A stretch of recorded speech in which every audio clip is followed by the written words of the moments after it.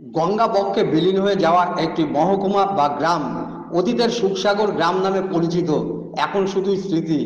রাস্তার নাম এখনো বিদ্যমান। সেই গ্রামের প্রতিষ্ঠিত ভগবান জগন্নাথ, বলরাম এবং সুভদ্রা গঙ্গা বক্ষে বিলীন হয়ে যাবার পর গঙ্গায় ভাসতে ভাসতে চাদুরি গ্রামের গঙ্গার তীরবর্তী তেঁতুলতলায় এসে থামেন।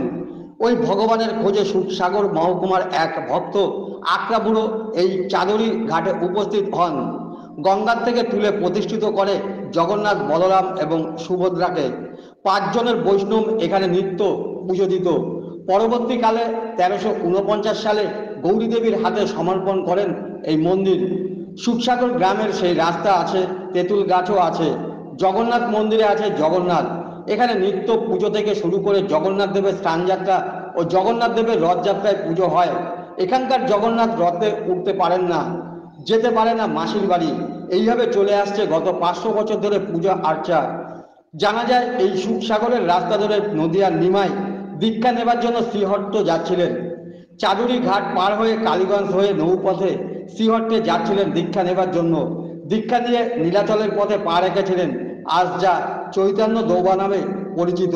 মহাপ্রভুর পরবর্তীতে নিত্যানন্দ শ্রী চৈতন্য মহাপ্রভুর পথ অনুসরণ করে চাদুরি গ্রামে আসেন এবং নিজের হাতে প্রতিষ্ঠিত করেন বসুধা জাহ্নবা শ্রীপাঠ।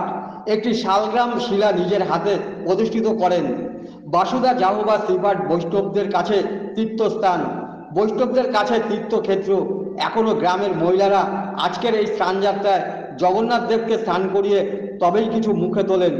আজও বিশ্বাস এলাকার বাসিন্দাদের, তাদের চৈতন্য মহাপ্রভু তিনি এই মন্দিরে এখনো আছেন। আর এই বিশ্বাস নিয়ে বেঁচে আছেন অতীতের চাদুরি গ্রাম, বর্তমানে চাকদা ব্লকের চাদুরিয়া 1 নম্বর জিপির মালোপাড়া জগন্নাথ তলার বাসিন্দারা। বলে একটা জায়গা ছিল, সেই সাগরে সুখসাগরে মন্দিরে প্রতিষ্ঠিত ছিল, কিন্তু গঙ্গার প্রবল বন্যার ফলে সমস্ত কিছু ভেসে যায়, সেই সুখসাগরই ভেসে যায়। সেখান থেকে এই জগন্নাথ, বলরাম, সুভদ্রা, নিতাই গৌর ভাসতে ভাসতে এসে এখানে তেঁতুলতলায় ওঠে। আর ওখানকার যে আগরা বুড়ো ছিল, সে জগন্নাথ খুঁজতে খুঁজতে এসে এইখানে সে পায়। তখন সে আগরা বুড়ো এইখানে তুলে একটা টিনের চালা করে এই মন্দির স্থাপন করে। তারপরে হঠাৎ সেই আগরা বুড়ো মারা যাবার পর আমার ঠাকমা 1339 সালে এই মন্দির স্থাপন করে জগন্নাথ, বলরাম, সুভদ্রা, নিতাই গৌর, বসুধা জাহ্নবা, তারপরে নীলমাধব এসব প্রতিষ্ঠা করে।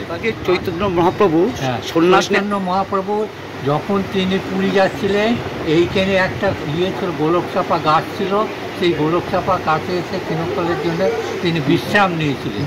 সে আজ থেকে প্রায় 500 বছর আগে। একটা জগন্নাথ রথের দোকান অনেকবার চেষ্টা করেছিল, কিন্তু রথ যাবারই জায়গা নেই। কোথায় যাবে কেউ তো দায়িত্ব নিতে হবে। উনি যেখানে 8-10 দিন থাকবেন, সেখানে একটা ঘরের প্রয়োজন, সেই ঘরে কেউ নিতে চায়নি, কেউ দায়িত্ব নিতে চায়নি, যার ফলে রথ হয়। কি নাম আপনার?